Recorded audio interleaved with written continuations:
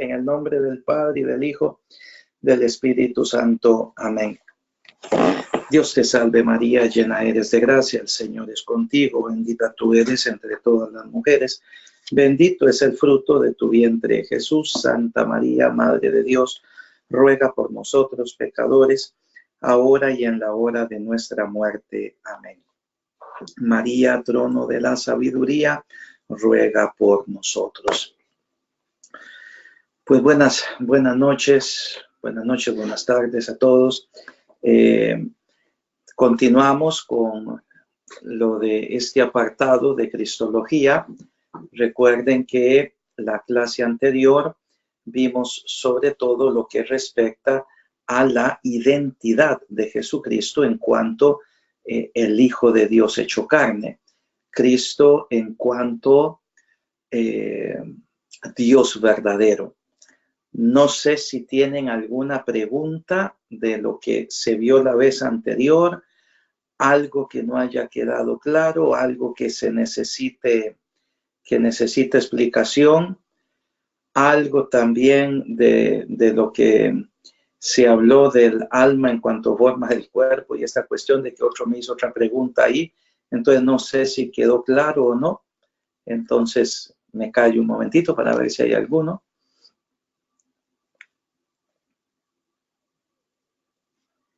Buenas noches, padre y compañero. Buenas noches. Con respecto a la primera parte del tema que vimos, que escuchamos en la clase anterior, usted dice que cuando, digamos, a la hora de la resurrección, cuando todos tengamos que resucitar, entonces independientemente si hayamos sido comidos por una ballena, incinerados o lo que sea, Dios es Dios y ese cuerpo va a volver a nosotros. Lo que no me queda claro es, digamos, no sé si el término es adecuado, la materialidad del cuerpo. Muy interesante. Y le agradecería me ayude un poco con eso porque claro, no me quedó muy claro. Gracias. No. O sea, dice usted materialidad del cuerpo. Me imagino que lo que quiere usted expresar es cómo será ese cuerpo, qué tipo de cuerpo será, ¿no? ¿Es así? Es correcto, porque aquí en la vida terrena pues tenemos un cuerpo y ya después en la resurrección pues creo, por lo que he leído, que no va a ser del mismo tipo, digamos, del mismo tipo, digamos, que de material. O sea, no es una divinidad porque tiene que ser, no somos seres divinos, pero entonces podríamos utilizar la palabra celestial o no sé, para que me quede más claro. Gracias. Esa es una, gracias por la pregunta, eso es muy importante. Vea, aquí lo que uno tiene que darse cuenta, y defender, proponer a la gente en nuestro trabajo es que vamos a tener numéricamente el mismo cuerpo que tuvimos en vida. Y es evidentemente un cuerpo humano. No es un cuerpo celestial. No es un cuerpo celestial. No es un cuerpo que tiene mitad mitad espiritualizado o divinizado y mitad humanizado. No. Ya. Se defiende que es un cuerpo absolutamente humano.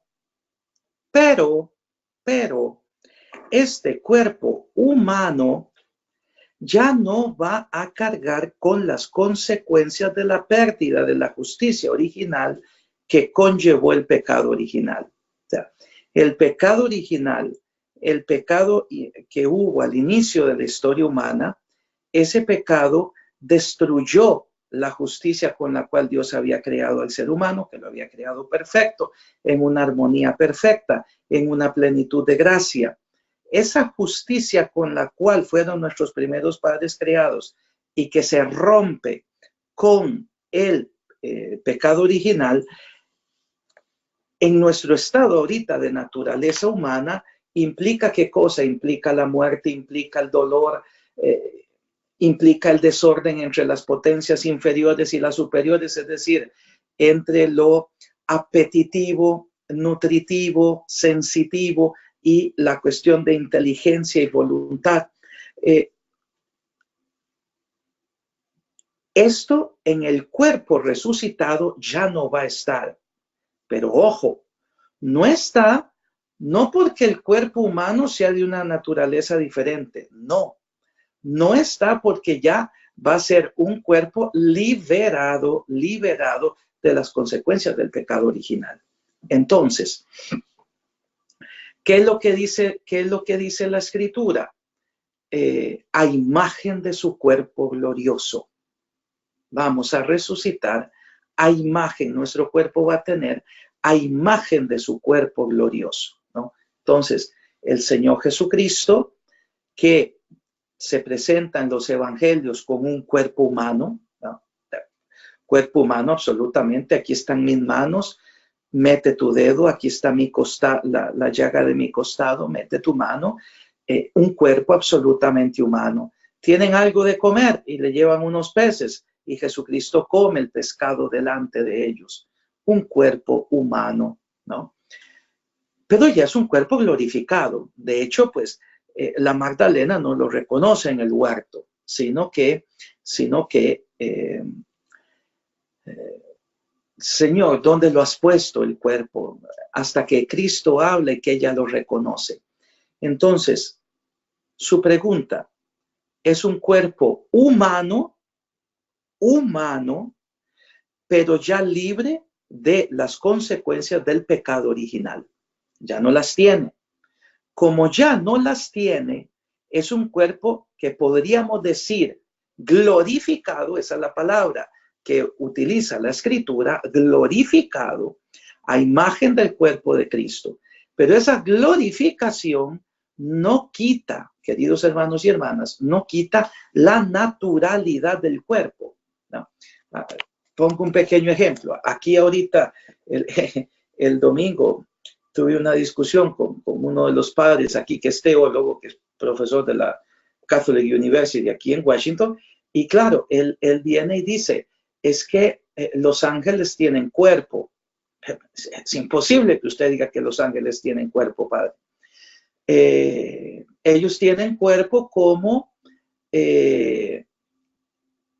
un cuerpo, llama él espiritualizado, lo que es una contradicción en sí mismo. Una cosa la materia, otra cosa son los espíritus puros.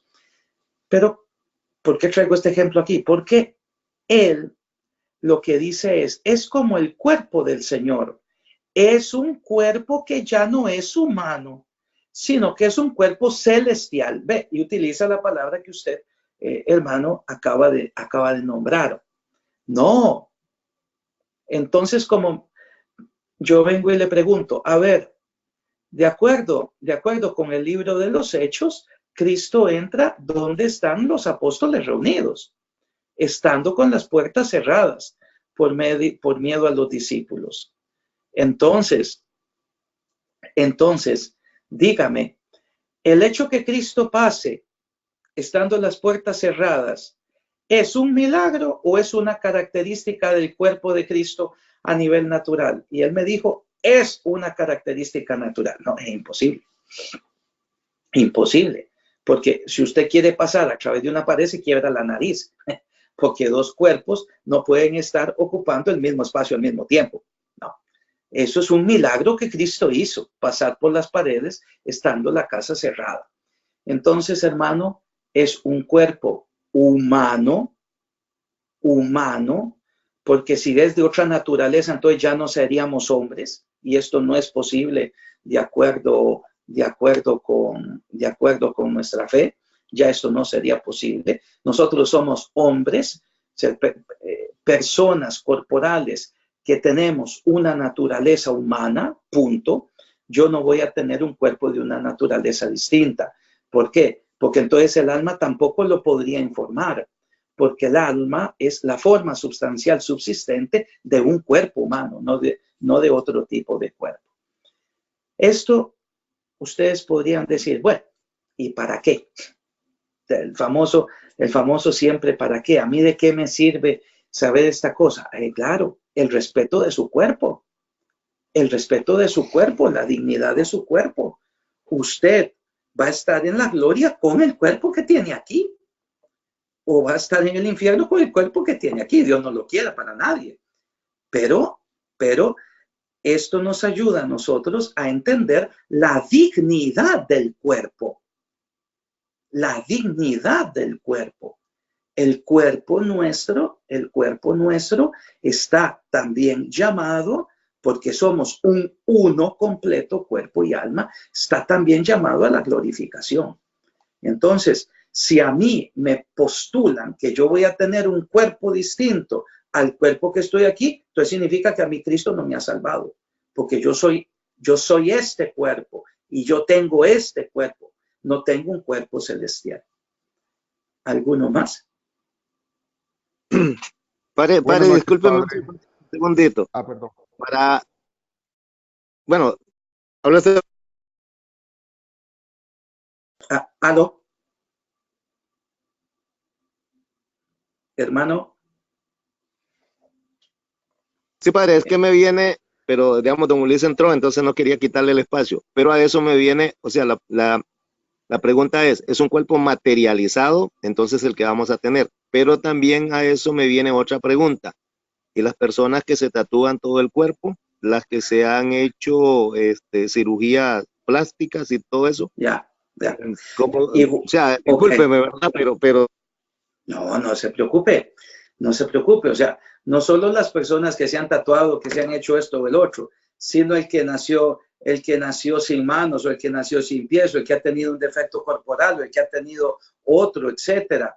No, hermano, es un cuerpo en plenitud de naturaleza, porque ya es el cuerpo de los bienaventurados. O sea, es el cuerpo de los bienaventurados. O sea, la persona, lo que nosotros podemos, con base en la revelación, es aseverar de que es imagen del cuerpo glorioso de Cristo. Imagen del cuerpo glorioso de Cristo, sin defecto, sin mancha. ¿Por qué? Porque el que yo me tatúe, o el que yo, qué sé yo, haya nacido sin una mano, sin un pie, o que a mí me hayan amputado un miembro, son cosas accidentales, no son cosas substanciales. Mi naturaleza humana no queda en entredicho por lo accidental que yo pueda tener a nivel de cuerpo, mientras que la sustancia sea la sustancia de un cuerpo humano, es cuerpo humano. Entonces, usted puede estar tranquilo, digo usted como manera de decir, ¿no? El cuerpo va a ser un cuerpo glorioso en perfección de naturaleza. En perfección de naturaleza. Sí. Y cuando dice, hermano, cuerpo materializado, yo preferiría una forma distinta. Yo le entiendo lo que usted quiere decir. Es que no hay cuerpo sin materia, porque el cuerpo, pues el cuerpo es cuerpo. Yo preferiría la expresión, va a ser un cuerpo de naturaleza humana. Es un cuerpo humano en perfección. Sí. ¿Le contesté, señor? Sí, padre, muchas gracias. Sí, entonces, lo accidental, eso no implica nada a nivel de esencia de naturaleza humana. Entonces, en la resurrección, el cuerpo va a ser en perfección de naturaleza. ¿Alguien más iba a preguntar? Sí, bendiciones, padre. Me viene a la memoria aquel pasaje cuando se discutía la resurrección, cuando los saduceos quisieron meter a Cristo en un tanate, y viene aquel relato de la mujer que se casa, pero que el esposo muere, no le deja descendencia, entonces se vuelve a casar con el hermano del fallecido y este muere. Y así va la historia, y le hacen a Jesús la pregunta que cuando estén en la resurrección o en la vida eterna, ¿con cuál de los 7 esposos se iba a quedar aquella mujer? Y Jesús le responde algo así como que en el cielo todos seríamos como ángeles. En ese caso, Padre, entonces, ¿cómo podemos interpretar ese pasaje a la luz de lo que se está comentando? Claro, claro. ¿En qué sentido serán como ángeles? Vea que el contexto de la discusión es un contexto evidentemente material, lo que están hablando. O sea, es un contexto que se refiere a la actividad humana. En este caso, en generación de hijos, matrimonio, etcétera, ¿no? Entonces, serán como ángeles en el cielo porque la vida eterna no es otra cosa que la contemplación de la esencia divina, que es lo que los ángeles hacen en la gloria eterna. Ya. Con base en textos de la Escritura, donde se atestigua que nosotros veremos a Dios, primera carta de San Juan, ¿no? Nosotros lo veremos tal cual es. Eso es lo que se llama la visión de Dios por esencia. Eso es lo que se llama la lumen glorie. A través mis ojos contemplarán a Dios para siempre. Del mismo modo que los ángeles contemplan la esencia divina de acuerdo con su tipo particular de conocimiento. Nosotros los humanos también vamos a contemplar a Dios eternamente. En esto consiste la gloria eterna. La gloria para toda la eternidad es el concepto de gloria en el cristianismo es el que cree la iglesia, es un concepto de gloria intelectual, es decir, yo voy a ver, yo voy a contemplar. Contemplando, conozco a Dios. Conociéndolo, lo amo. Amándolo, soy cada vez más feliz. Y como mi pobre capacidad intelectual no puede jamás agotar la esencia divina, porque si yo agarro esto, yo sé que esto es un lápiz. Inmediatamente mis sentidos entran y forman el concepto. O esto es una estola, etcétera. O esto pues es un tornillo. Pero Dios, yo no puedo captarlo de modo totalizante, porque yo soy una criatura, Dios es infinito. Entonces, la contemplación de Dios, que es el origen de la beatitud eterna, ¿no? Será para siempre creciente. ¿Por qué? Porque lo vamos a conocer cada vez más en esa contemplación. Eso es lo que nuestras pobres palabras llegan a inferir de lo que dice la Escritura. Ahora vemos cómo a través de un velo, en aquel momento lo veremos tal cual es. Señor, enséñame tu rostro, no me escondas tu rostro. Entonces, la interpretación, que ustedes me comprenden que sobre estos textos pues hay interpretaciones de todo tipo. La interpretación que más se acerca a lo que la iglesia cree, pues ¿cuál es? Que el texto serán como ángeles en el cielo implica que están en contemplación ya eterna de la esencia divina. Ya no hay ningún concurso de materialidad humana, es decir, de vida humana. Los hombres en este siglo se casan, toman por esposas. Así no será en la vida del mundo futuro. Es decir, este sistema de cosas, así como yo las conozco, este sistema de vida en la cual nosotros nos hallamos, que se llama estado de naturaleza caída, no va a ser así en la vida eterna. No sé si ustedes han visto las imágenes de los libritos, ¿no? De los testigos de Jehová, que son muy bonitas, estas escatológicas que ponen el niño jugando con el oso y que van de paseo y que tocan la serpiente, yo qué sé qué, y que se presenta el mundo como muy idealizado, ¿no? En una armonía total y en una felicidad total, presentándolo en esta tierra, como que si la gloria fuese sobre este mismo mundo. No sé si lo han visto. Eso es una imagen idealizada de la vida eterna, pero es absolutamente mundana. Ah, caray. Pues si va a haber algo hacia como está, entonces no hay felicidad que sea absoluta, porque aquí nadie es absolutamente feliz. Por eso la Escritura nos da a nosotros la indicación de que es un estado absolutamente nuevo de la naturaleza humana. Es el estado de la gloria.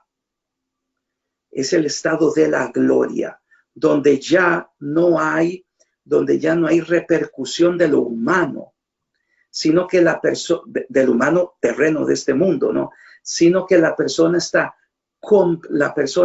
redimida en gloria, está completamente orientada hacia Dios, que lo atrae hacia sí como un, digámoslo, como un imán. Todo su ser viene atraído por el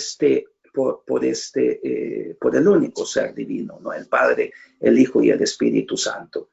Entonces, serán como ángeles en el cielo, porque ya el objeto de conocimiento, el sujeto de conocimiento será Dios, la contemplación de Dios, la posesión de Dios, y en Dios estará todo, todo. En Dios la persona obtendrá la plenitud de naturaleza humana que no tiene en esta tierra. ¿Alguien más? Bueno, respondí, hermano. Sí, sí, padre, muchísimas gracias. Con gusto.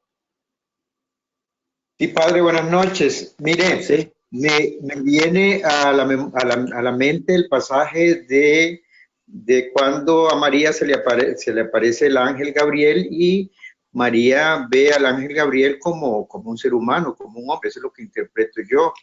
Pero él es un ángel, y entonces esa naturaleza humana no se pierde siendo Gabriel un ángel.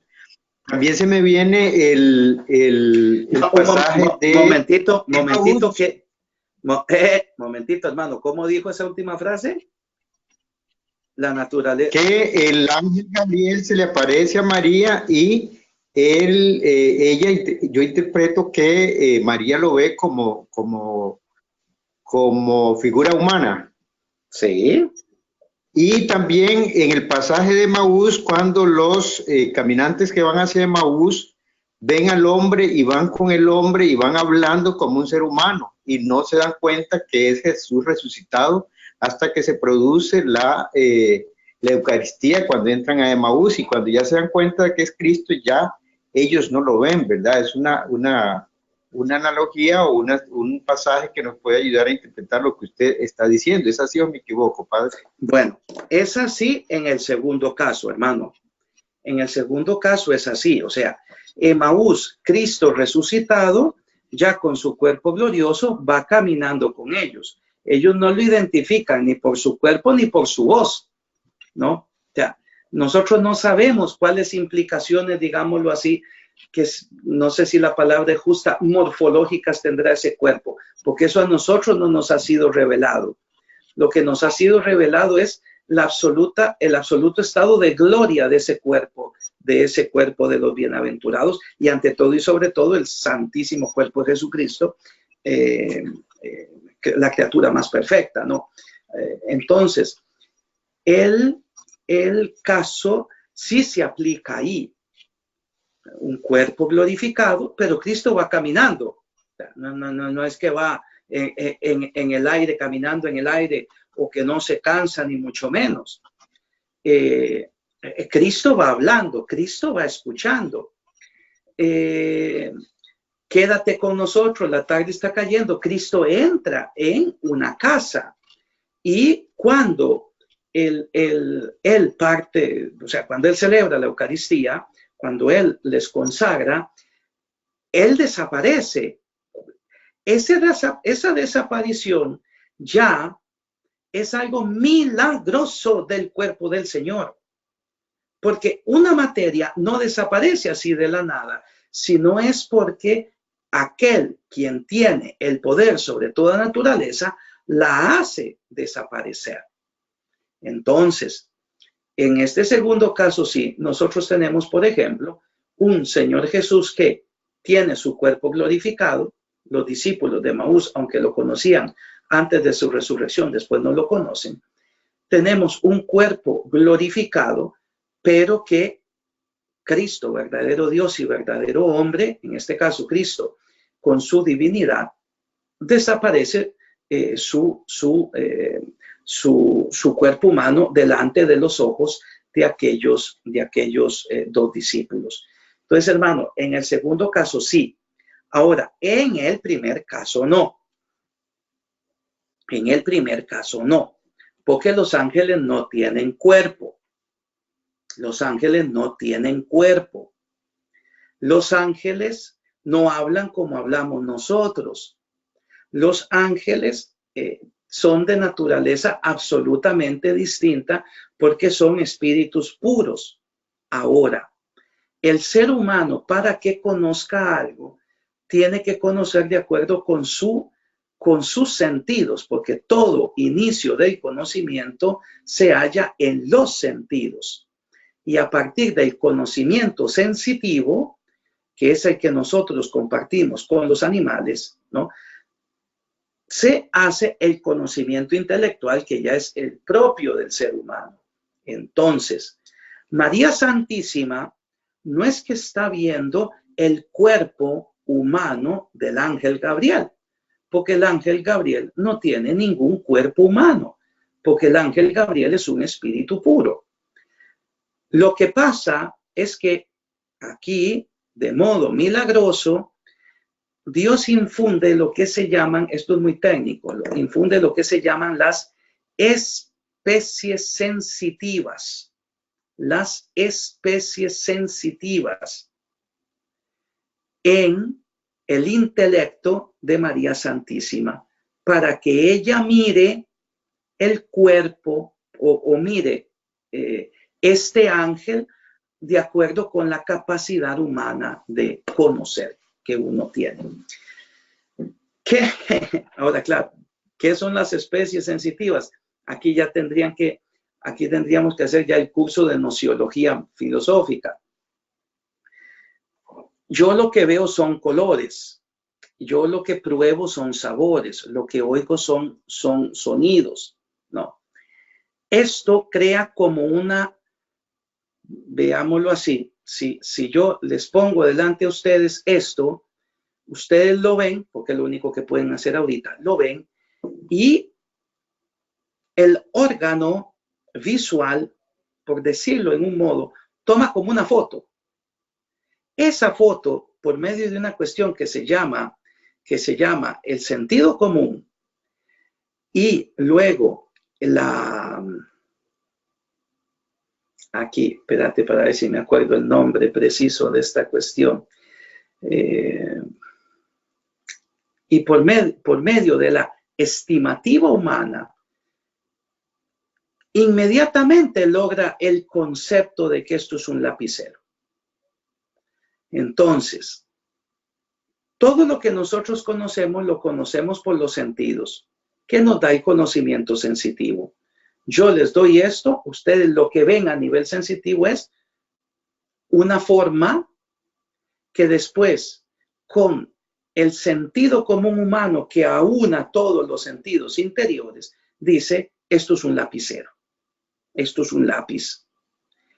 María Santísima tiene la visión del ángel, pero aquí ella lo que mira viene insertado en su intelecto de modo sobrenatural, de modo que ella puede ver la manifestación de ese ser celestial. Pero esto no es que sea un cuerpo real, no es que sea un cuerpo real. Esto es una imagen en el intelecto de María Santísima.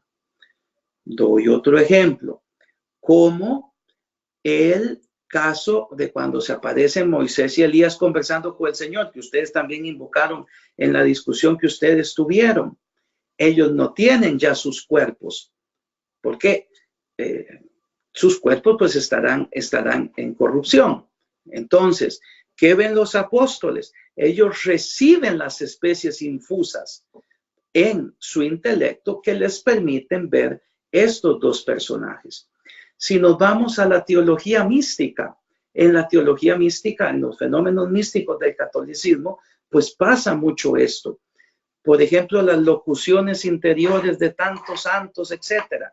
Igual, son voces que se forman, pero para que yo pueda escuchar una voz, se necesita que sea un ruido material.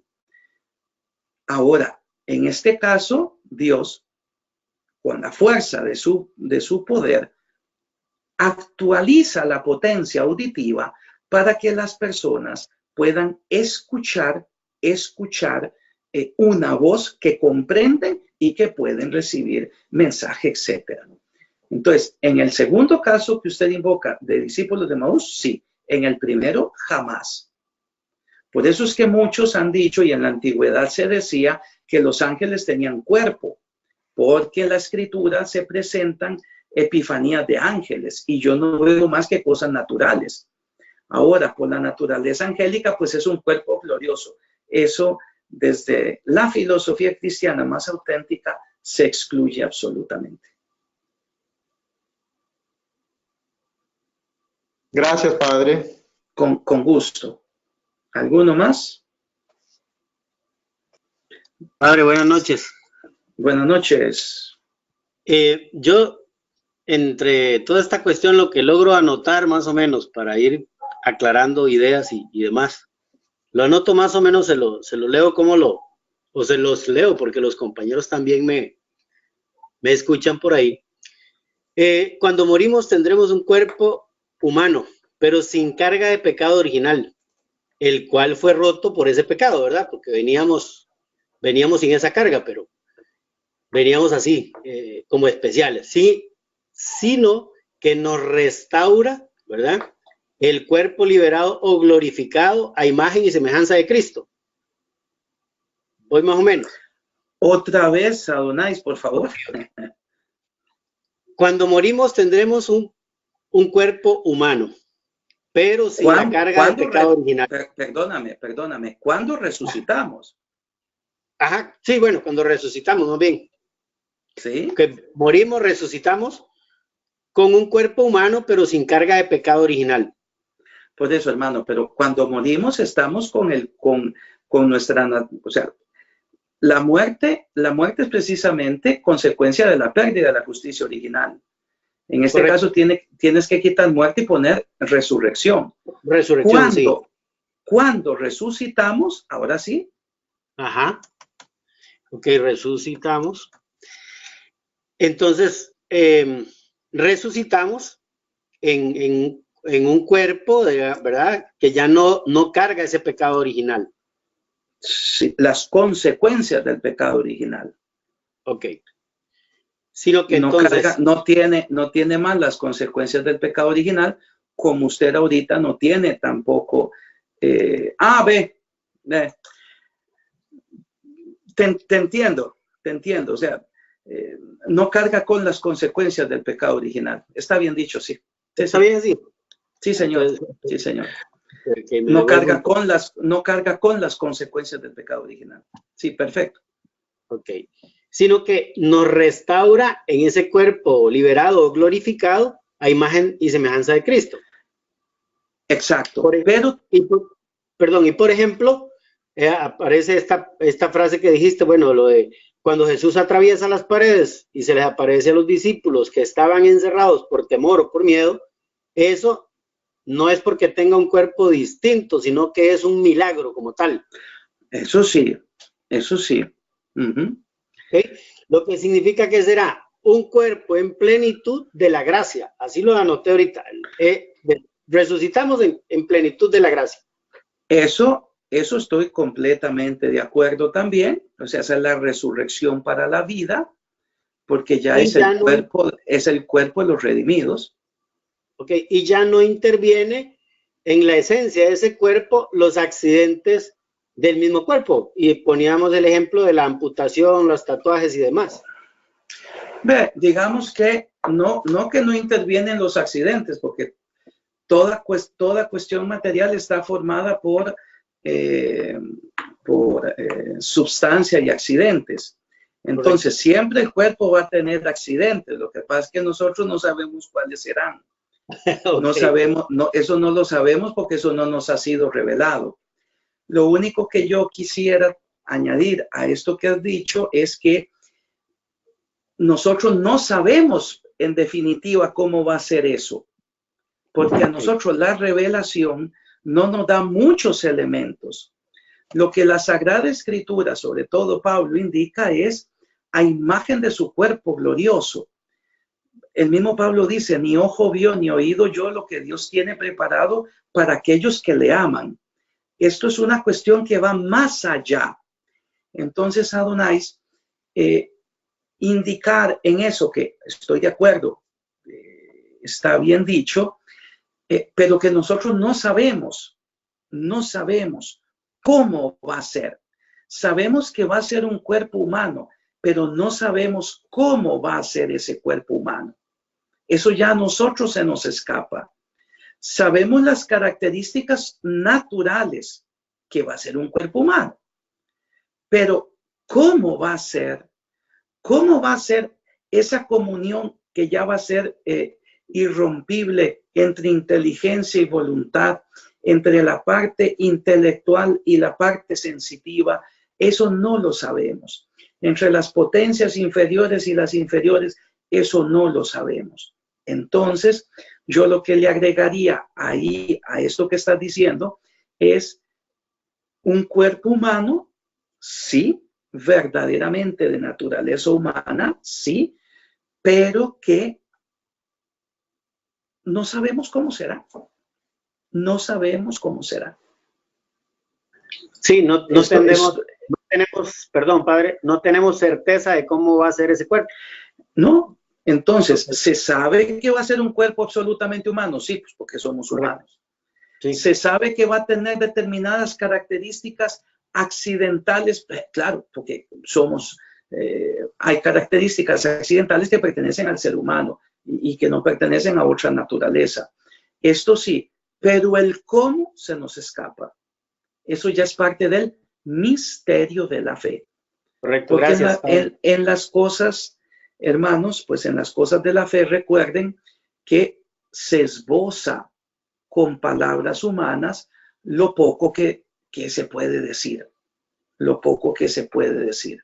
Pero sí va a ser un cuerpo absolutamente humano, glorioso, con ya libre de las consecuencias del pecado original, ya libre de esas consecuencias, pero el cómo y el qué va a hacer, pues eso se nos escapa.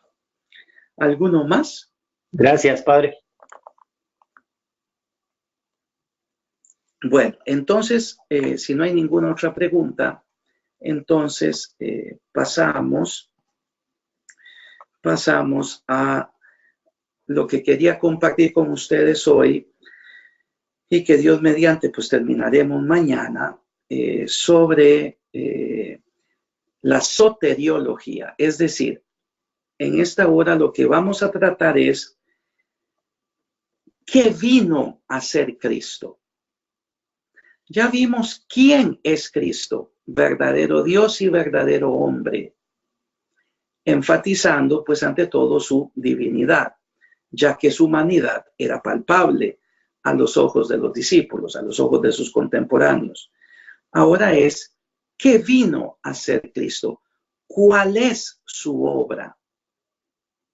Y entonces, aquí la palabrita importante es la soteriología. La soteriología, es decir, la ciencia de la salvación. Soteriología o ciencia de la salvación.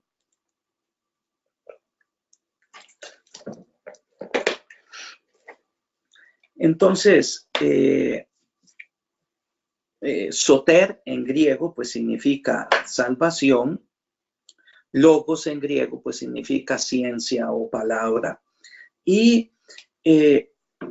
si lo peculiar del Señor Jesús es que el misterio de su identidad sea hijo de Dios, el verbo de Dios, ¿no? Aquí, ahora, lo que estamos intentando es saber por qué se hizo carne, cuál es su obra,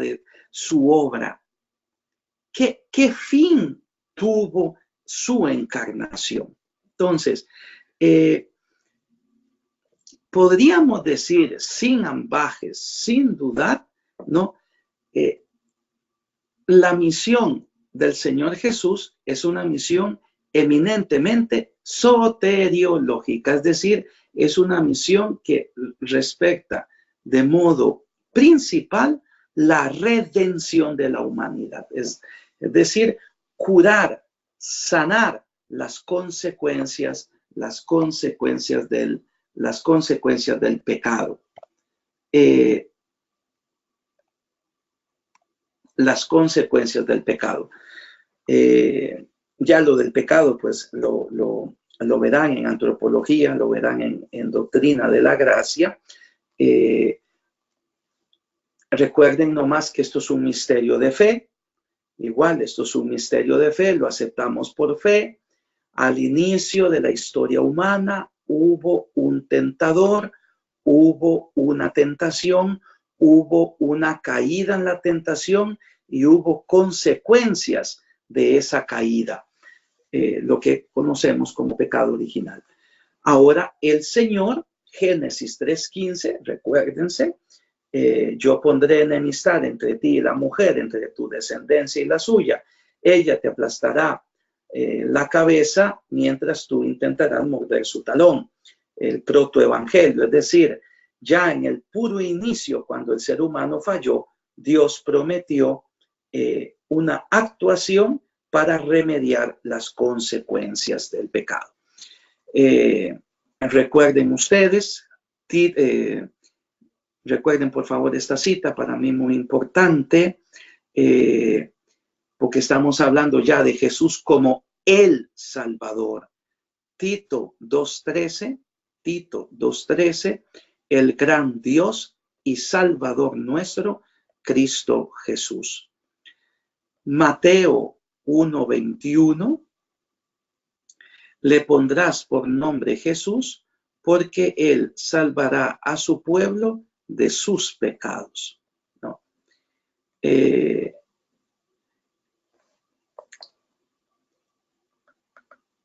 Vean ustedes Lucas 2:21, le dieron el nombre Jesús, impuesto por el ángel antes de ser concebido en el seno de la madre. Entonces, esta parte de Cristología que estudia la soteriología es, queridos hermanos y hermanas, pues el fin de esa encarnación, que es un fin eminentemente soteriológico. Esto no quita que también se haya dado, sobre todo en el pensamiento cristiano oriental, la encarnación en vista de la divinización del ser humano, que esto es una cosa bellísima, extraordinaria de los padres griegos, sobre todo de San Máximo el Confesor. La patrística griega enfatiza más el aspecto de divinización del hombre gracias a la obra de la encarnación, mientras que en Occidente se ha enfatizado mucho más lo redentivo. Claro, y esto es evidente pues con base en lo que la Escritura nos presenta. No son cosas que se contradicen.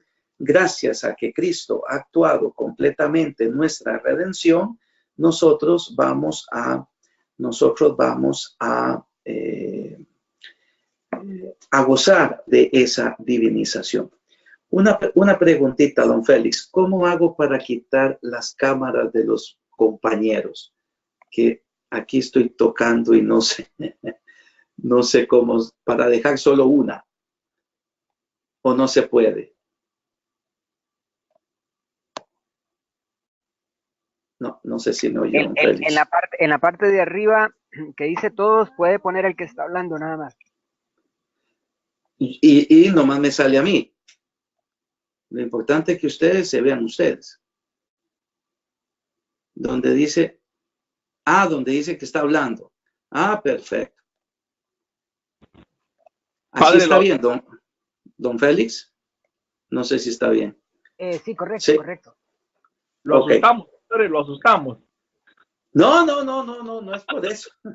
Es que se van cambiando, yo no sé por qué se van cambiando los cuadros y va pasando de uno a otro. Entonces, distrae un poquitín. Pero yo no sé si solo a mí o es que cambian todos. Es que ocurre cuando a veces se nos desconectan las cámaras, entonces empieza a rotar por las cámaras que están activas. Ándele, es que se hace todo un juego ahí. Bueno, almarea, entonces, ¿vale? sí. Se almarea. Sí. Ahora sí, pues ya nomás se ve una. Entonces, pues la soteriología es parte integral de la cristología. Durante los primeros siglos de la fe cristiana, pues todo el misterio de Cristo fue visto como un todo, y se puede afirmar que hasta bien entrada pues la Edad Media, casi al inicio de la Edad Moderna, se veía todo junto. Si ustedes toman una obra, yo pues como estudiante de Santo Tomás que soy, yo pues les recomiendo encarecidamente, ojalá pudieran leer la Suma de Teología en estas partes. Otros pueden tener otra opinión. O igual la Suma contra Gentiles de Santo Tomás. Aquí ustedes ven qué cosa como cristología o el tratado del verbo encarnado y soteriología, todo va metido ahí. La soteriología va metido en la cristología. La soteriología va metido en el tratado del verbo encarnado. No se diferencia porque una persona tiene su obra y entonces se ve como un todo. Si ustedes toman una obra como el Adversus Ereses de San Ireneo, va a venir lo mismo el tratamiento. Una obra como De Fide de San Juan Damasceno, va a venir ahí el tratamiento. Todo viene tratado, la soteriología viene incluida en la cristología. Más adelante podríamos decir, después, ya en la Edad Moderna, es que los tratados se dividen.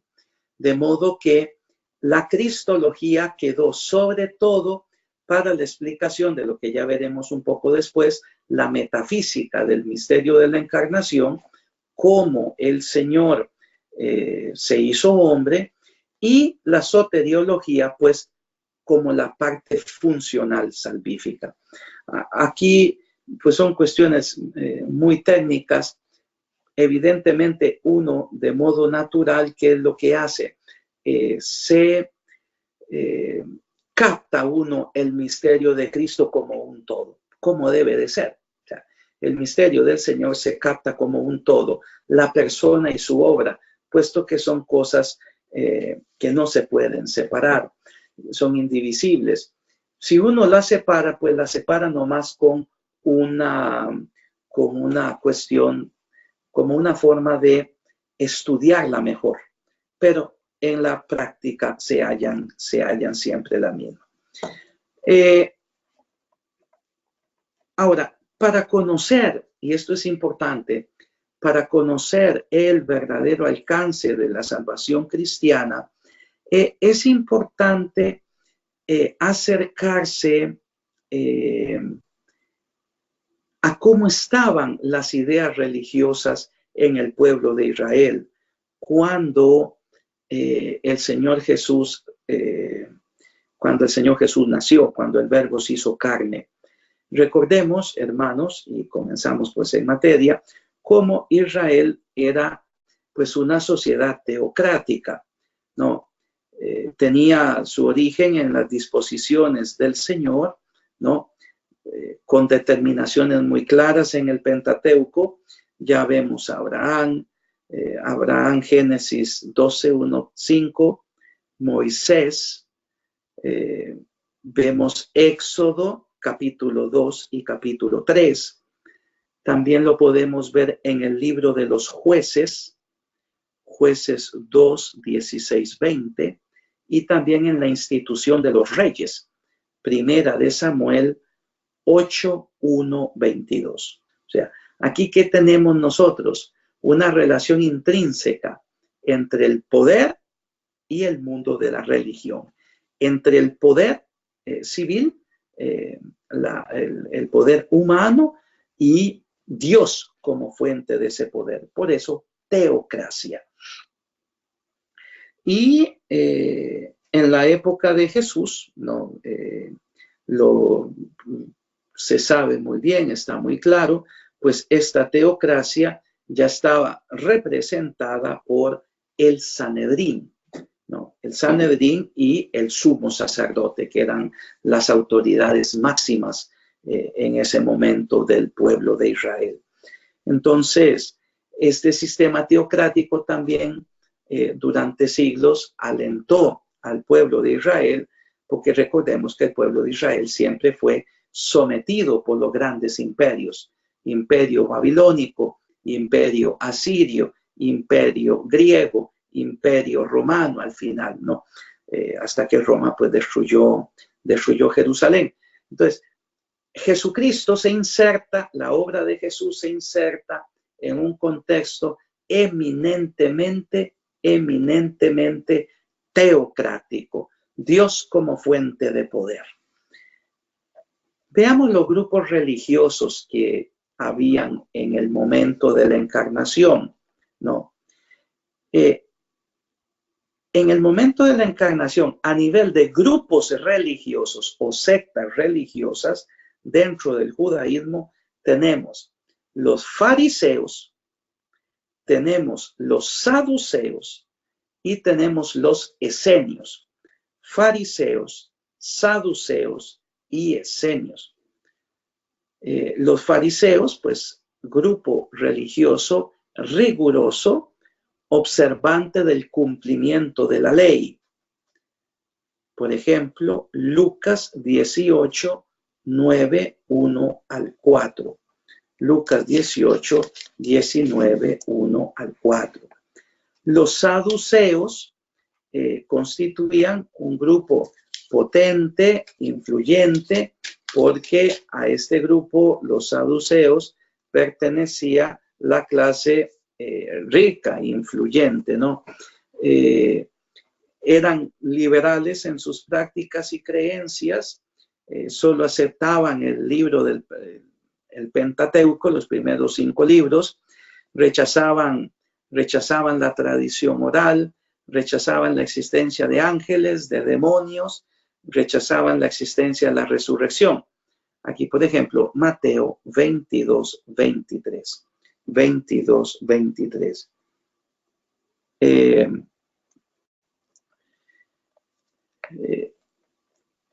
Después tenemos el grupo de los esenios, y los esenios era como una secta de protesta contra el mundo religioso de la época. Se consideraban ellos como el resto elegido. Por eso los esenios se retiraban al desierto, formando grupos de personas, de creyentes escogidos y separados.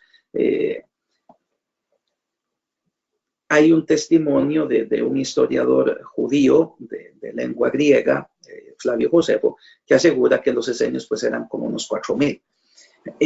Parece ser también pues que San Juan Bautista pertenecía a este grupo. Ustedes comprenden que los esenios pues reaccionaron en contra de lo que ellos consideraban líneas heréticas de interpretación de la palabra de Dios. Los esenios pues son muy importantes, recuérdense, hoy por hoy, por los rollos del Mar Muerto, por la enorme ¿cómo se dice?, descubrimiento de muchísimos manuscritos bíblicos de la época de hace 2000 años, de la época del Señor. Entonces, ellos custodiaban las escrituras, etcétera, y tenían pues toda una organización cultural propia. Esto con respecto a los grupos religiosos. Ya vamos a ver por qué los mencionamos. Ahora veamos los grupos políticos. No, de estos grupos religiosos, de los fariseos y de los saduceos, salieron unos 4 movimientos ya políticos. De los fariseos surgieron los celotas y los sicarios. Los celotas y los sicarios. Los celotas pues eran extremistas, luchaban contra los romanos. Los sicarios utilizaban en esa lucha contra los romanos pues la violencia. De los saduceos, que son pues el grupo liberal, estaban los herodianos y los publicanos. Los herodianos y los publicanos. Los herodianos pues eran partidarios del orden colonial de Palestina. Roma había ideado poner al frente un rey, Herodes, que no era judío, y que gobernaba en algunas materias, y siempre bajo la jurisdicción de la autoridad romana. Por ejemplo, vemos la unión entre los herodianos y los fariseos para atacar a Jesús, condenarlo en Mateo 22:16. Mateo 22:16. Marcos 3:6. Marcos 3:6. Marcos 2:13. Marcos 2:13. Entonces, aquí tenemos pues este grupo que deriva de los liberales saduceos, los herodianos y los publicanos. No se extrañen si alguno les dice esta expresión, porque fue una de las grandes afirmaciones del libro de Joseph Ratzinger, Benedicto XVI, Jesús de Nazaret, donde el Santo Padre escribió: parece entonces que Juan Bautista pertenecía al grupo de los esenios, y quizá el Señor Jesús y su familia. Y quizá, o sea, es decir, es como una afirmación que lo que busca es explicar pues la radicalidad de Juan en su predicación, en su obra, y por tanto que tuvo que haber tenido alguna relación con la Santísima Virgen y San José, en cuanto pues que eran familia. Entonces, que quizá tenían una relación con el mundo de los esenios. Ahora, veamos el caso de los publicanos. O sea, ya vimos los herodianos. Los publicanos, pues estos eran ya todavía más romanizados, como pues un Zaqueo, por ejemplo, ¿no? Pues un Mateo también. Es decir, ellos eran judíos que colaboraban con las autoridades romanas, recogiendo los tributos para el emperador.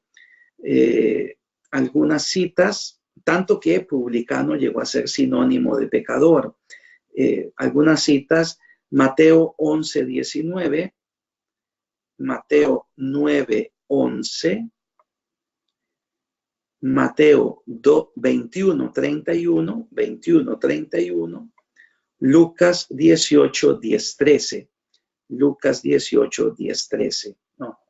Ahora, ¿qué es lo que es importante para mí aquí subrayar?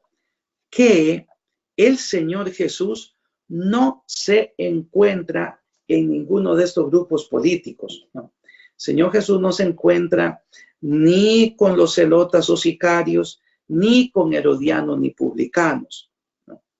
El Señor Jesús no fue fariseo, no fue saduceo. El Señor Jesús tampoco pues perteneció a la tribu de Leví. No fue un celota, no fue un sicario, no fue un herodiano, no fue publicano, pero los apóstoles sí. Y esto los evangelios no lo esconden, ¿no? Por ejemplo, Mateo publicano, Mateo 10:3, Marcos 2:14, Simón el celota, Lucas 6:15, Hechos 1:13. Quizá el mismo Pedro,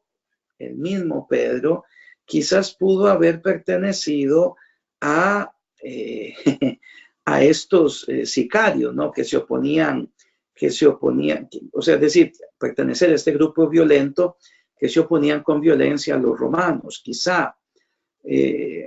Esto sobre todo por Simón, hijo de Juan, que hay una interpretación, pues, que también es legítima, que sería Simón, hijo del terror, es decir, de estos que atentaban contra los romanos. Pues recordemos que Pedro es el que tenía una espada y corta la oreja del criado del sumo sacerdote. Quizás entonces, véanlo en Mateo 16:17. Si vemos Santiago y Juan, eran dos que no querían a los samaritanos. Seguramente, pues ellos eran también extremistas, quizás pertenecían a los celotas, quizá. Esto es importante. ¿Por qué?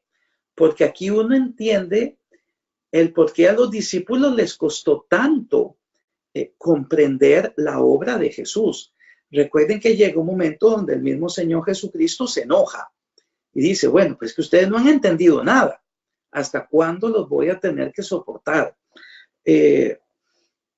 Las enseñanzas de Cristo, los nuevos horizontes que los apóstoles fueron descubriendo con el Señor, con su trato personal, con su doctrina, fueron poco a poco haciendo que ya los discípulos vayan viendo el mesianismo de Cristo de una manera distinta, no impuesto por la fuerza de las armas. ¿Por qué? Porque recordemos, queridos hermanos y hermanas, que si yo me considero un fariseo, es evidente que no puedo aceptar la doctrina de Cristo. Si yo me considero un saduceo, no puedo aceptar la obra de Cristo, puesto que no hay resurrección.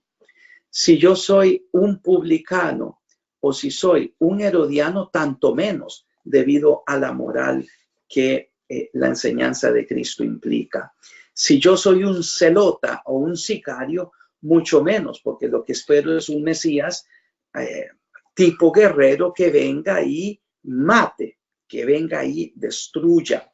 Entonces, esto hace que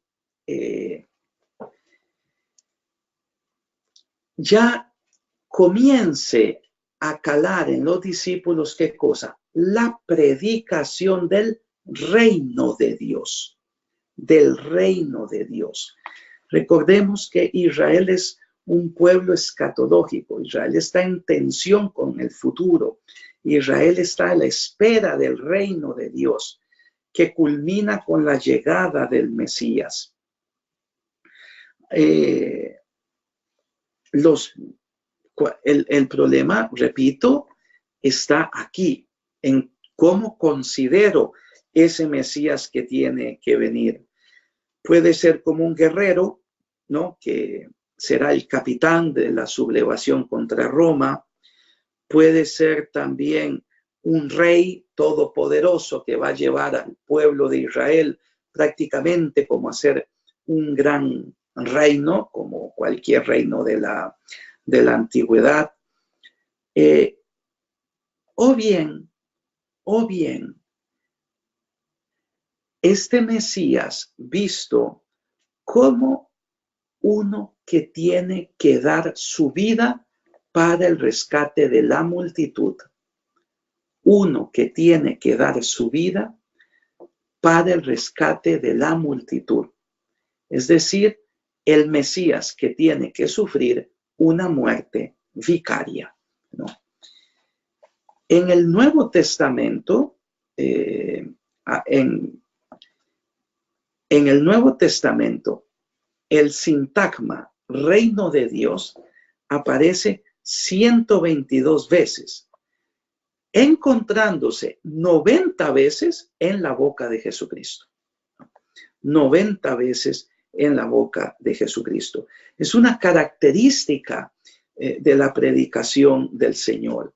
Y este reino de Dios, pues tiene una significación salvífica. En ningún lugar lo presenta el Señor como un poder humano, un poder de oposición política, no, sino es un reino de salvación. El reino de Dios, por tanto, es como la clave para poder entender el mensaje salvador de Jesús. La obra de salvación de Cristo no es, por tanto, una mera teoría. O sea, el Señor no vino únicamente a dejarnos una doctrina, que es esencial y fundamental, sino que es una doctrina que va acompañada de la eficaz salvación del género humano. Si Jesucristo habla en su doctrina de un modo que incluso hoy causa tanto escándalo, es porque el Señor está hablando a los redimidos en el agua del bautismo. Está hablando a aquellos que ya poseen las primicias del Espíritu, que ya poseen la vida de la gracia. Y esto ha sido posible, esta obra salvadora, porque Él dio su muerte, dio su vida por nosotros en la cruz, y en la resurrección el Señor ya de modo patente y absoluto rubrica con la resurrección su obra salvadora, soplando sobre los discípulos para que reciban el Espíritu Santo y para que a través de los discípulos se extienda la obra de salvación a toda la humanidad. Hasta aquí, ¿tienen algún problema antes de continuar la media hora que nos hace falta? Sí, padre, quiero comentar sobre la admiración por este Jesús que continuamos conociendo cada día más. El hecho de que usted mencione que Él tomó a sus 12 o a la mayoría de sus discípulos de estos grupos religiosos judíos, y que estaban en estos apóstoles la máxima representación de esos grupos políticos y religiosos, y como usted lo indica, que se muestra su acción mesiánica. Yo me pongo en el momento actual, si Cristo viniera, pues tendría que tomar gente de los empresarios, los diferentes partidos políticos, los sindicatos, gente del pueblo, pues para que yo, que soy del pueblo, pueda ver que hay uno mío del pueblo ahí representado en ese grupo. Y por tanto, seguir a Jesús es, si está uno de los míos, pues ese de los míos está ahí, entonces hay que creer en ese Jesús que se está presentando. En ese momento, pues fue una gran, una sabiduría, como es el Hijo de Dios, pues es inminente que es así. Eso me llama muchísimo la atención y admiro aún más cómo Cristo ejerció su ministerio. Claro, claro. Sí, evidentemente esta proveniencia diversa a nivel de ideología a la que pertenecían los apóstoles, pues sí, muestra el poder de la gracia que transforma y unifica.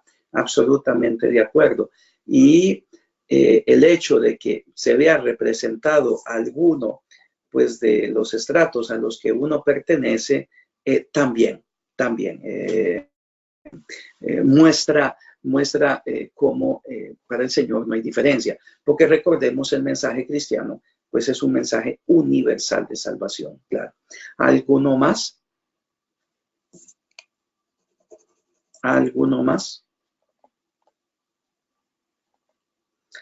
Bueno, continuamos entonces. Haciendo un resumen pequeñito de lo que hemos visto sobre estas concepciones mesiánicas distintas, pues una mayoría esperaba un caudillo que liberara al pueblo. Esta era la concepción del Mesías, un Mesías guerrero. Otros, un Mesías como un rey, al estilo de David. Luego, los que esperaban la venida del Mesías como Salvador a causa de su obra vicaria. Es decir, un tercer grupo que, iluminados evidentemente por el Espíritu, ya lo vamos a ver, porque así lo dice el Evangelio de San Lucas, veían en el Mesías el Salvador por algo que él en su persona iba a llevar a cabo. Aquí veamos, por ejemplo, la Santísima Virgen María, ¿no? La Santísima Virgen María, ella conocía muy bien que su maternidad iba a ser una maternidad de dolor, una espada de dolor que atravesará el alma, lo que implicaba que su hijo iba a ser bandera discutida, su hijo iba a dividir al pueblo de Israel y su hijo va a cargar con las consecuencias de su obra ante el pueblo. Lo vemos también con Simeón y Ana la profetisa, ¿no? A quienes se los ha revelado el Espíritu Santo. Lucas 2, 23, 38. Ahora mis ojos han visto tu salvación.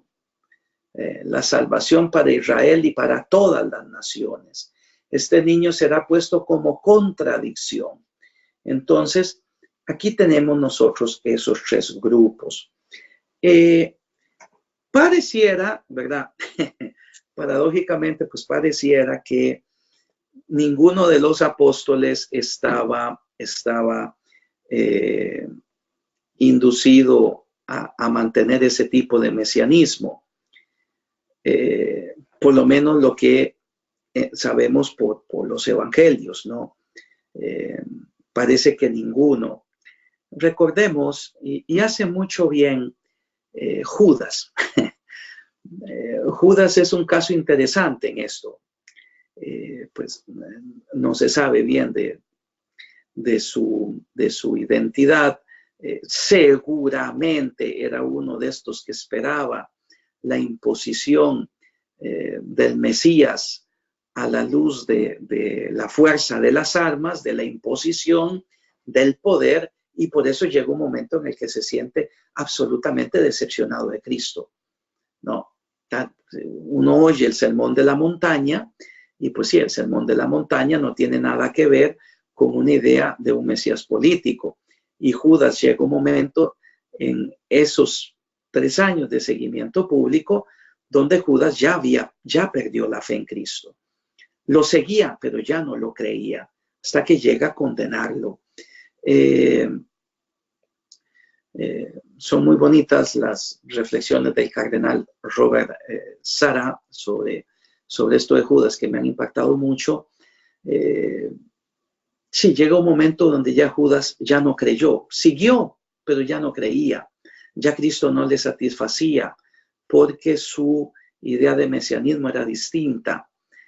Santo Tomás de Aquino, cuando habla de Judas, lo habla como el sujeto sin esperanza. Ya no tenía esperanza. Por eso viene y se ahorca. Este Mesías que Judas esperaba, pues no lo vio reflejado en el Señor Jesús.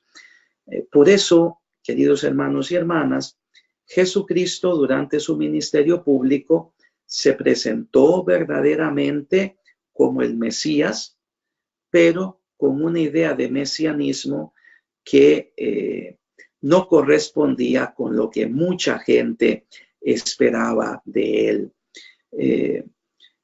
Veamos algunos textos, ¿no? Piensen ustedes en las tentaciones de Jesús en el desierto. Las tentaciones de Jesús en el desierto. Mateo 4 del 1 al 11, Lucas 4 del 1 al 13, ¿no? Jesús rehúsa la tentación del mesianismo triunfador, brillante. Si tú eres el Mesías, tírate de aquí. Si tú eres el Mesías, y al final adórame si eres el Mesías. El Señor rechaza, si tú eres el Hijo de Dios, tírate de aquí. O sea, el Señor rechaza caer en esa tentación, en la tentación de la grandeza y en la tentación de la idolatría, presentando, por tanto, una concepción distinta de su filiación adoptiva, de su ser Mesías. Recuerden cuando en Mateo 16, 21, 23, Mateo 16, 21, 23, el Señor comienza a manifestar a sus discípulos que tenía que subir a Jerusalén, pues para sufrir mucho de parte de los ancianos, de los príncipes, de los sacerdotes, morir. Y pues la actitud de Pedro ante este primer anuncio de la pasión: no lo permita Dios, Señor. Y Cristo le responde: quítate de mí, Satanás, porque tú me sirves de piedra de escándalo. Entonces, ¿qué esperaba ahí este Pedro? Pues este Pedro esperaba un Mesías triunfador, arrollador. Y aquí, importantísimo, quizás el texto más importante, el juicio de Jesús ante el Sanedrín, ¿no? El juicio de Jesús ante el Sanedrín.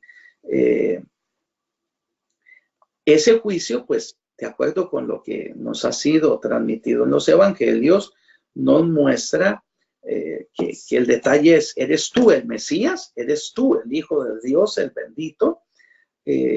Porque ya había la corriente en el judaísmo que presentaba al Mesías con características divinas.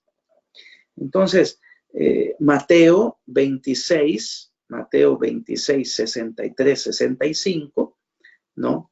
El pontífice judío rasgó sus vestiduras diciendo: ha blasfemado. Porque, recuerden la pregunta: te conjuro en el nombre del Dios vivo a que me digas si eres tú el Mesías, el Hijo de Dios. Y Jesús: tú lo has dicho, ¿no? Aquí es evidente que Cristo mantiene su identidad mesiánica, mantiene que Él es el Mesías, pero de un modo distinto,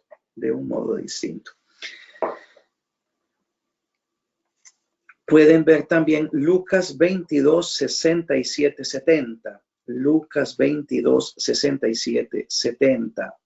Si eres el Mesías, dínoslo. Él les respondió: si yo se lo digo, ustedes no me creen, y si les pregunto, no me responderán. Pero el Hijo del Hombre está sentado desde ahora a la diestra del poder de Dios. Todos dijeron luego: tú eres el Hijo de Dios. Y Jesús les respondió: ustedes lo dicen, yo lo soy. Entonces, aquí vemos cómo estas preguntas Cristo las enfatiza, las responde: yo soy. ¿Eres tú el Mesías, el Hijo del Altísimo? Yo soy. Marcos 14, 61, 62. Otro momento, pues los insultos de Jesús en la cruz.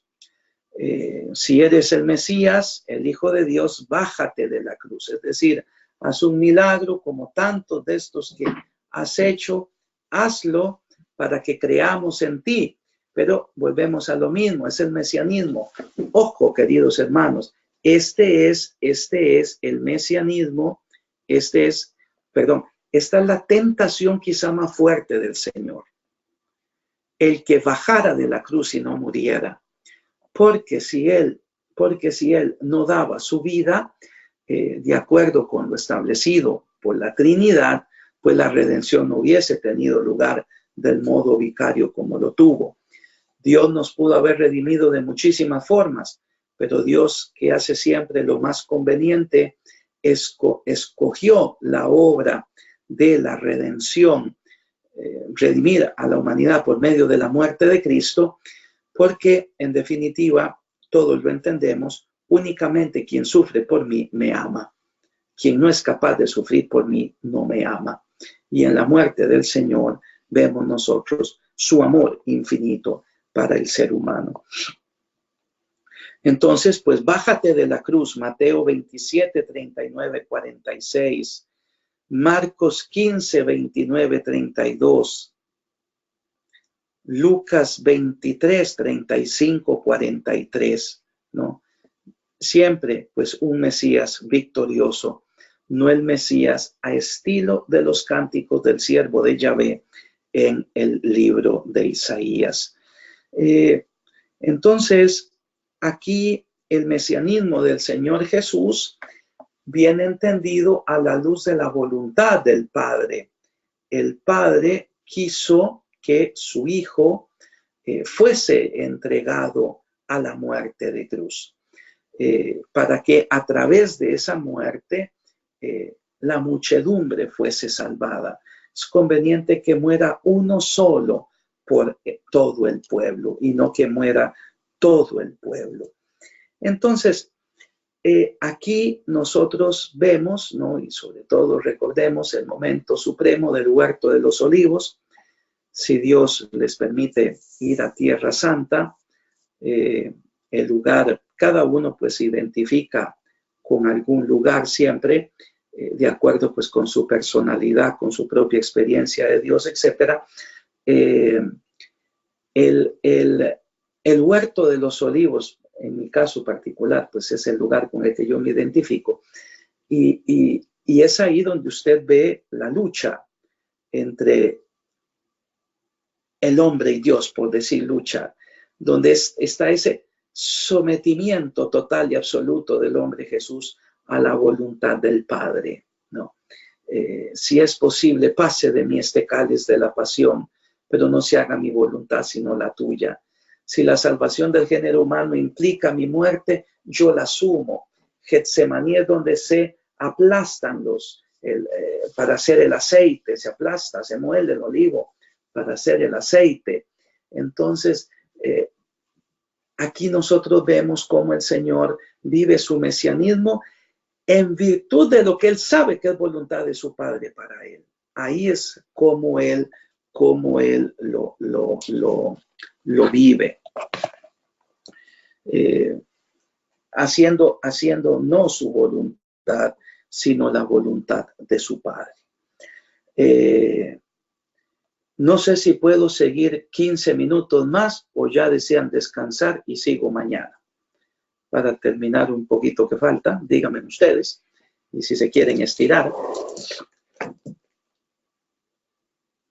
Por mí, sígale, padre. Estamos aquí. Puede seguir, padre. Bueno. Por mí también. Muy bien. Entonces, si leemos en Juan 11, 49, 50, que a Caifás lo dijo, no comprenden que conviene que muera un hombre por todo el pueblo, ¿no? Aquí vemos en la boca del enemigo, pues, el plan salvífico de Dios. Con su Hijo, con la muerte del justo, va a ser redimida la humanidad. Ahora, ¿cuál es lo que es necesario? ¿Qué cosa es necesario juntar aquí? ¿Cuál es el sentido de esta redención alcanzada por la muerte de Cristo en la cruz. O sea, cuando yo veo el crucifijo y lo tengo delante mío, ¿qué es lo que estoy yo viendo? Aquí, sobre todo, en Oriente, se enfatiza no tanto el momento de la muerte del Señor, cuanto el momento de su resurrección, ¿no? Entonces, manifestándose la resurrección, enfatizándose, la resurrección, se va a enfatizar el aspecto de divinización del ser humano. Recuerden, aquí entra un concepto que es filosófico. Nosotros vamos a participar de la naturaleza divina.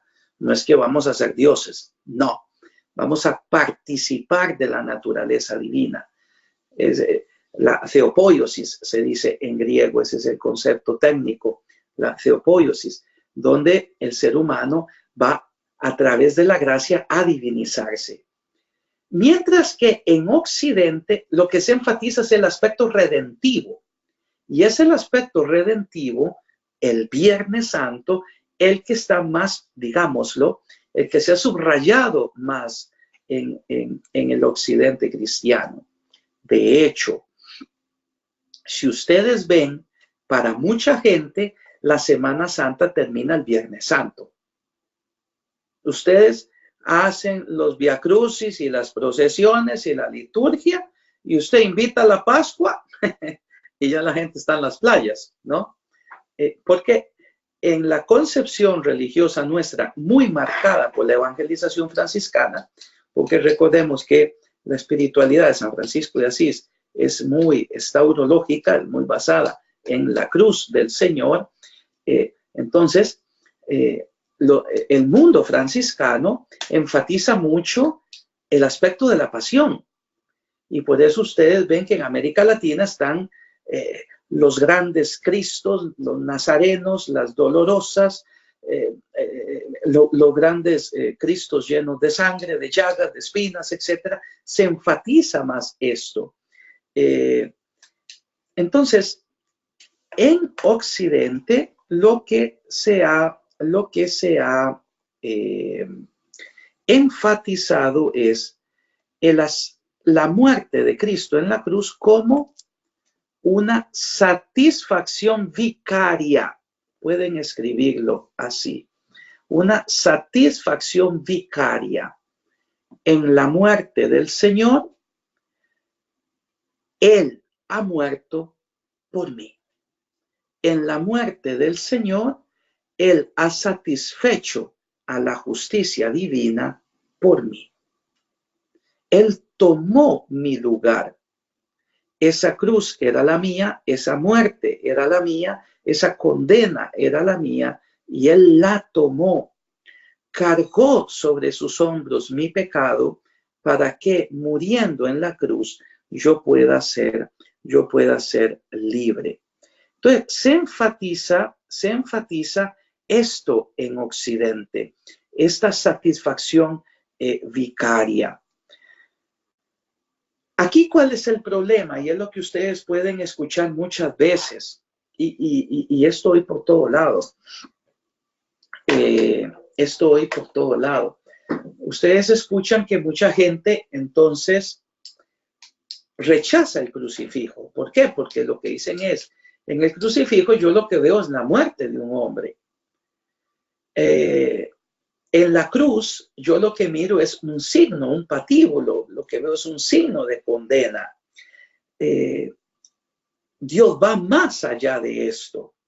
Entonces, ya no se quiere hoy tanto ver,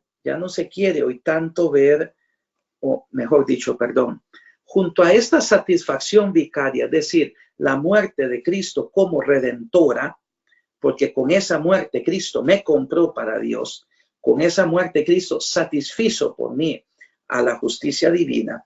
Ahora se quiere ver la muerte de Cristo como únicamente como signo del amor, como signo del amor de Dios.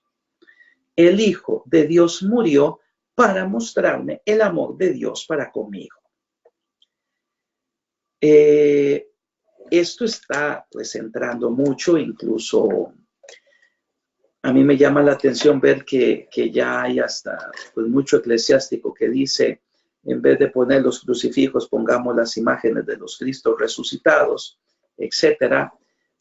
Hay una tendencia, podríamos decir, a querer esconder la cruz del misterio cristiano, precisamente por el sentido de muerte que conlleva la cruz, de sufrimiento.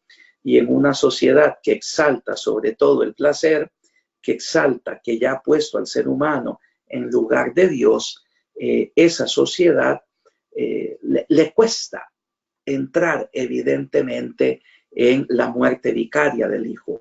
Le cuesta. Entonces, hoy por hoy no se extrañen de que escuchen o lean muchas interpretaciones en las cuales el carácter de propiciación por los pecados que la muerte de Cristo implicó ya no se siga, sino que únicamente se diga amor de Dios. ¿Qué es lo que sucede aquí? Miren, aquí lo que sucede es que ciertamente la idea de la muerte de Cristo como satisfacción vicaria, que en sí misma es legítima, y ya vamos a ver la marea de textos, no está desligada en una sana teología del amor de Dios. Ya, nadie lo puede negar esto. Basta leer San Juan capítulo 13, versículo 1. Habiendo amado a los suyos que estaban en el mundo, los amó hasta el extremo. Es decir, la muerte de Cristo es por amor a nosotros, pero esa muerte tiene una implicación, tiene una consecuencia redentora, soteriológica. De modo que yo no puedo desligar las dos. Yo no puedo desligar las dos. Siempre está el problema cuando uno enfatiza uno de los dos polos de la discusión, uno de los dos polos de la cuestión. Ahí siempre hay un problema, porque uno pierde la riqueza del matiz de lo que uno no está enfatizando. Pero aquí yo sí quisiera utilizar, y perdonen que lo utilice, sé que a mucha gente le parecería extraño, que yo veo un peligro, existe como un peligro si yo a esa muerte del Señor le quito o le minusvaloro su carácter de redención, su carácter de satisfacción, su carácter de oblación. ¿Cuál es? Que se pierde la idea del sacrificio. La idea del sacrificio. Jesucristo en la cruz es víctima por nuestros pecados. Jesucristo en la cruz ofreció al Eterno Padre el sacrificio único de la nueva alianza. Jesucristo en la cruz, queridos hermanos y hermanas, cuyo sacrificio se actualiza en la celebración del santo sacrificio de la misa, Jesucristo en la cruz es el gran sacerdote y la víctima. El sacerdote que ofrece el sacrificio al Padre, y este sacrificio es sí mismo, víctima y sacerdote, sacerdote y víctima. Recuerden siempre que el error, la parte fuerte del error es su parte de verdad. Todo error tiene una parte de verdad. Y esa parte de verdad que el error tiene es la que hace al error atractivo. Pero esa parte de error que el error contiene va a tener implicaciones. Yo estoy absolutamente convencido, pues esto es una opinión personal que sostengo y puedo fundamentar, que la pérdida del sentido sacrificial de la Eucaristía hace que muchos católicos no sepan para qué tienen que ir a la Eucaristía. ¿Por qué yo vivo de la Eucaristía? ¿Por qué la Eucaristía, la celebración de la Santa Misa, es el mayor acto de culto que yo puedo ofrecer a Dios? Porque ha entrado lastimosamente poco a poco en la mentalidad religiosa. Yo a Dios no le tengo que dar nada, a Dios no le debo devolver nada. El sacrificio ya no existe.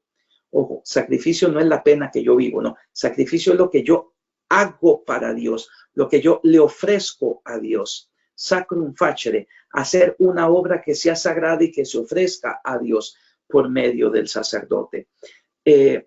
Yo estoy absolutamente convencido que uno de las causas del por qué el culto católico se encuentra con números tan bajos y nuestra gente se aleja por miriadas y abandona para irse a sectas protestantes y grupos de todos los colores y sabores, es porque hemos perdido la idea del sacrificio. La idea de la Eucaristía como sacrificio. Y esto porque se pierde entonces que Cristo en la cruz es quien se ofreció por mí. Que esto fue hecho por amor, claro. Eso cualquier persona que se acerque a los evangelios lo tiene. El problema es que durante una época histórica, sí, se subrayó esto. Entonces, se presentó a Dios Padre como un sádico que quería la sangre, que quería la muerte. De modo que Cristo fue aquel chivo expiatorio sobre el cual cayeron los pecados y él requería la sangre de su Hijo, el sufrimiento de su Hijo. ¿Para qué? Para que él perdonara a la humanidad. Claro, si uno tiene esa idea de Dios Padre, si uno tiene esa idea de Dios, evidentemente eso causa un escándalo. Se ve un Dios sádico, se ve un Dios que recuerden lo que dice San Pablo en la carta a los Romanos, Dios no perdonó la vida de su propio Hijo, sino que la entregó a la muerte por nosotros. Alguno que me busque, porque esta cita sí me interesa, búsquenlo ahí un momentito. Dios no perdonó la vida de su propio Hijo, sino que la entregó a la muerte por nosotros. Creo que es Romanos 5 o algo, me parece. Entonces, si alguno lo busca y lo encuentra, me interrumpe y la decimos. Entonces, aquí el peligro y por lo que se comenzó a combatir, y justamente por amor del cielo, se comenzó a combatir esta imagen de Dios Padre como ese rey, ese ofendido sediento de sangre, se comenzó a combatir pues como, no, esto no es así. Es la muestra, la muerte de Cristo y su cruz es la muestra del Padre, amor de Romanos 8:32. Romanos 8:32. Muy bien. Romanos 8:32. Una de las frases más fuertes del Nuevo Testamento, donde muestra precisamente, este es el San Pablo que está afirmando toda la economía de la gracia y de la justificación en esa muerte, o sea, en esa muerte. Entonces, aquí lo que se intentó combatir era esa imagen de Dios, pero recuerden una cosa, el que yo deduzca consecuencias que no son verdaderas de un principio, no significa que ese principio es mentira. Ya. El que yo diga que por la muerte de Cristo, el Padre es un sediento de sangre que únicamente a través de la muerte iba a reconciliar a la humanidad, casi que absolutizando la muerte, absolutizando el dolor, pues esto es una consecuencia falsa. Pero no quita, ¿qué cosa? Que la muerte del Hijo es una muerte por redención, es una muerte para la redención de la humanidad. Pero no por la sangre, sino porque Dios mostró su amor cuando su Hijo Jesús obedeciendo en su voluntad humana la voluntad del Padre, del Hijo y del Espíritu, abraza esa cruz como el medio establecido por la Trinidad para nuestra salvación. Y esto por amor a nosotros. Recuerden un principio y díganlo siempre y predíquenlo. Esto le va a dar mucha paz a mucha gente cuando las cosas son de acuerdo con la voluntad de Dios. Dios siempre hace lo más conveniente. Dios siempre hace lo más conveniente. Dios siempre hace lo más conveniente, aunque no sea lo más fácil de entender. Pero si Dios determinó que la redención iba a ocurrir a través de la muerte del Hijo, es porque yo en la muerte del Hijo veo su amor. En la pasión de su Hijo yo veo su amor. En todo lo que Cristo hizo, yo veo, yo atestiguo, yo puedo percibir el amor de Dios que queda manifestado. Recuérdense en la celebración, para quitar porque veo que alguno está bailando ahí. Recuérdense que en la celebración del Viernes Santo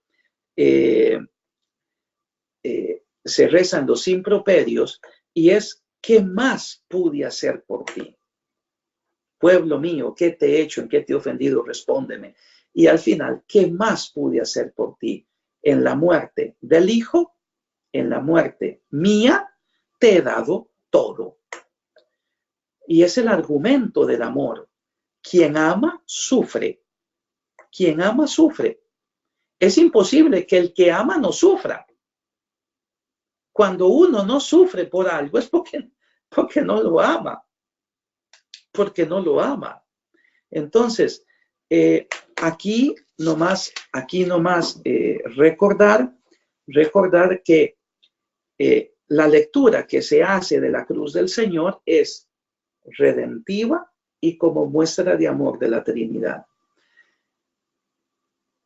El Padre, si quiso la muerte de su Hijo, no fue por la muerte en sí misma, por la sangre en sí misma, sino porque a través de esa muerte se iba a sacar el bien más grande que ha existido en esta tierra después del bien de la creación, que es la justificación del pecador. Esto fue gracias a esa muerte. Y el Señor Jesús en su humanidad, pues lo entendió perfectamente, ¿no? Lo entendió perfectamente. No se haga mi voluntad, sino la tuya, ¿no? Recordemos, es Dios quien en Cristo ha reconciliado todas las cosas.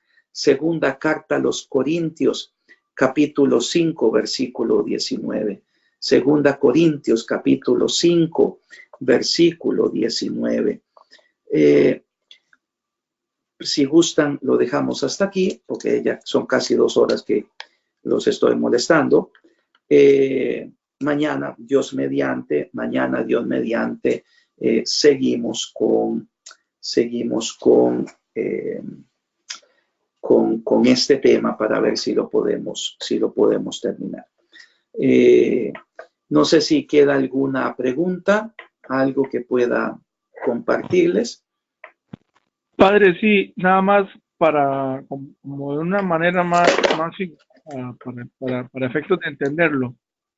En esto último que estaba usted refiriéndose a la muerte de Jesús, sería como para causar un efecto en nosotros como cristianos de vivir agradecidos de gran sacrificio de Jesús. O sea, lo que a mí me hubiera correspondido como pecador, Él lo asume para que pues surja el buen efecto de mi redención, de verme redimido por Él. Sí, de señor. Mis pecados. Así se puede plantear. Sí, señor. Eso usted lo ve tanto en las confesiones, tanto en dirección espiritual. ¿Quién me ha amado como el Señor? Nadie murió por mí sino Él. Se lo dice la gente y se lo dice la gente sencilla. Se lo dice la gente sencilla. Yo en este lugar donde me encuentro, que hay mucho sufrimiento porque es mundo de inmigrantes y tienen historias que Ave María Santísima. Yo que soy estudiante de teología, veo la teología hecha carne en la gente. Cuando usted escucha a una persona que logró salir de una relación tóxica y logró salir de esa relación tóxica porque le dice, es que el que murió por mí en la cruz no fue ese desgraciado, sino Jesucristo. Ahí lo tiene, hecho carne en la vida de una persona simple, en la vida de una persona sencilla. Por eso es que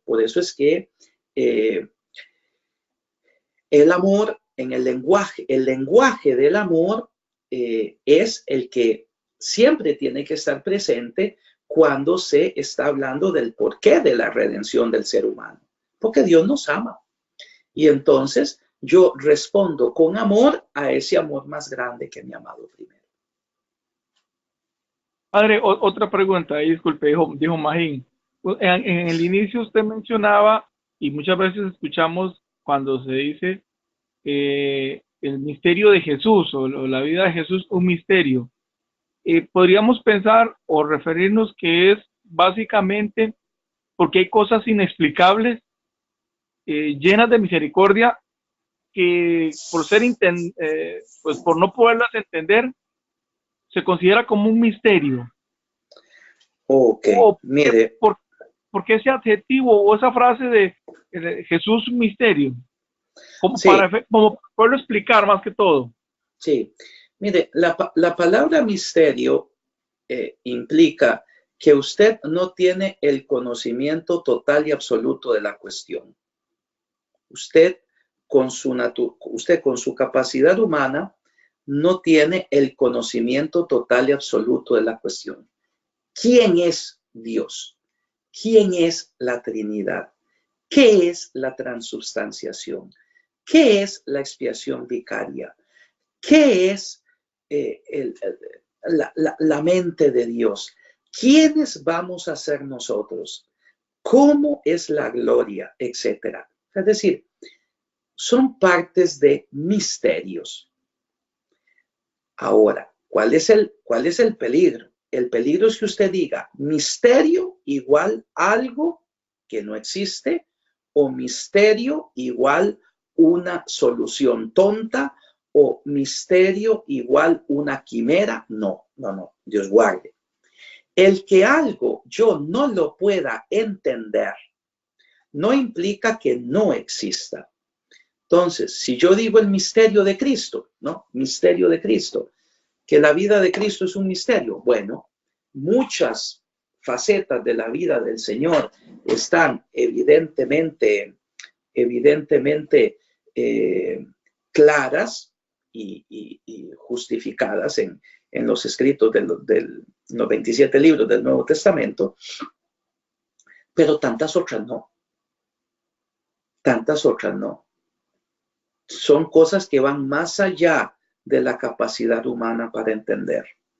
Pero esto no quita que no sean racionales, esto no quita que no sean verdaderas, esto no quita que sea como una consolación tonta que yo doy.